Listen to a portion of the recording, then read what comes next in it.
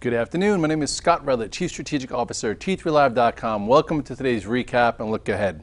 So we walked in this morning, the futures are down 10 handles. I looked across Twitter everywhere. You had the perma bears coming out saying we're going back to the lows.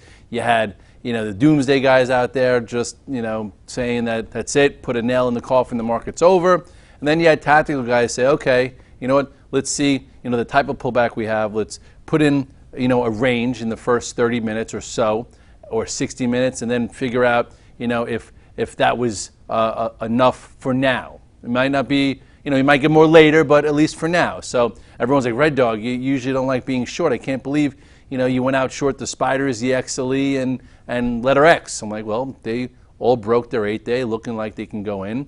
And part of my process is I cover half coming into the morning call. If you watched it, I'm like, I'm out of half. I think I've covered most of my spiders at 202.20, and then I give it 15, 30 minutes to figure out, should I stay with it or add more than I had overnight because we're that weak, or do I get out of it and maybe flip? So by 9:40, I think I tweeted out that I was done with my spider short, my XLE short, and my X short, and I was trying to, just tactically trade. Not having a crystal ball, but just looking at the action and not trying to have a perma opinion, just a perma process. So this week we could all keep moving forward and make money. You look here at the chart, I talked in the morning call this morning, you can watch it every day for free, how perhaps we could test the descending channel that we broke above, which would have got you right here. And what did we do? We came to 2022. Okay, first level of support on the morning tweet that I do every day around 4:45 or 5 in the morning. First area of support, 2020 to 2024. We went to 2022. So why wouldn't you cover a little bit of a short if you got short when we took out this 2040 upper range? So if you took out and you sold your longs here or got short, you were able to make 15, 20 handles versus being caught in the momentum or caught in some of the down move without the right decision. So does this mean 2022 is the low? No. But tactically for the week it was a decent trade. Now we'll see if we go sideways and see what's next.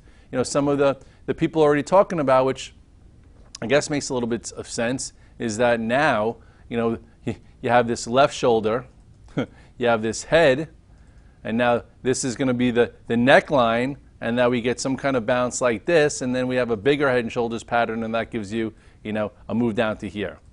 We'll see. Anyway, so far we close off the lows. It's a weekend. Maybe they want things to look good, blah, blah, blah. I did not take any, ETF short. You look at, I was also short the XLE, talked about the 21-day. If you break the 8-day and you sell when we break the 8-day, you could cover it the 21-day or buy. So a lot of guys, that got short here, why not give it a try into the 21-day and look at that nice little reversal there. So if you came in flat, in the first 15 minutes you had a loaded trade against and it closed strong, and now you'll see if it can get up into this resistance. Guys are already saying here too, this is your left shoulder, this is your head. Here's your new neckline, and that you could bounce up into there and create a right shoulder before going lower, kind of like what happened here. But we'll see. A trade's a trade. So, I'm like, it's so many crazy people on their Twitter. Like, I'm like, oh, I'm covering my short, and right away, guys are like, hold things a little bit longer. You're a day trader. What's the matter with you? We're going lower, and I'm like, all right, maybe, but as of right now, this is what's holding. And it's a great trade from yesterday to today, and I'm going to be a bit more flexible considering I don't like being short anyway. So to be short overnight into a big gap down, you know what? It made sense yesterday, this morning. I need to know more. So anyway, that reversed. And then you had some of the steel stocks. Wow. I tweeted that I covered, what did I cover? X, I think at like 1420. And people are like yelling at me also there. And oh, wow, look at that. A boom. Crazy Red Dog reversal. Okay. Showing you that there's still strength in these still names. It went as low as what? 1402. So, it's good to have transparency, and then anyway, so now it still looks like it's, doing pretty damn well considering where it came from here, and still held, couldn't even get down there. I know I traded the FCX for a bounce because they trade kind of together, and this too. Oh, what a quickie dink. If it breaks the 8-day moving average, which it did right here, okay, that means you could have sold it at 1043, then you had the opportunity to buy it at the 21-day for a trade when it recrossed 936, was just 5% lower. So now, does it mean it's going to make new highs? Probably no, but if you got short here and covered and maybe got long for it to take back this pivot, nice tactical cash flow. And that's what you got to do as a trader. You need to make tactical cash flow every day to put it together for a month, a week, a year, and then make a living. Besides, your 529, your 401k, your 403b, and everything else that you do, along the way in finance.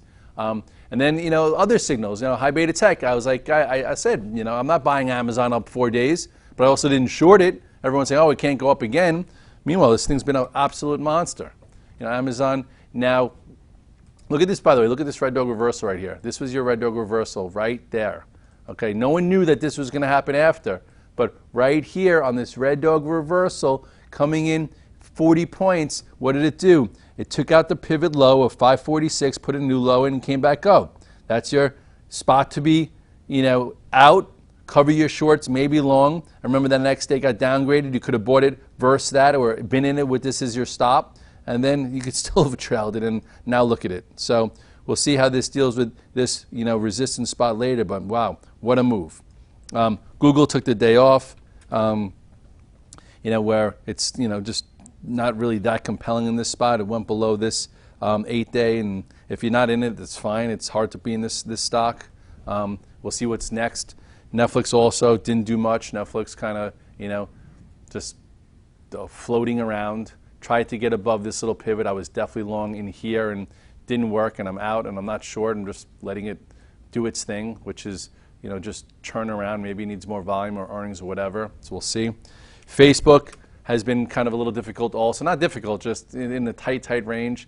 I've been in it since it broke above this, and then yesterday I went home flat, all longs, because I just wanted to be short. I was net short, and then today I did get back into Facebook just because it held. It's not up like 5 days in a row extending, and it's just starting to go. So I figured if the market goes up, on Monday, I'll have something with some exposure, and if market opens up lower like it did today, I'll use the 8-day as my roadmap, and it could probably go green. So this is one of the stronger acting stocks still.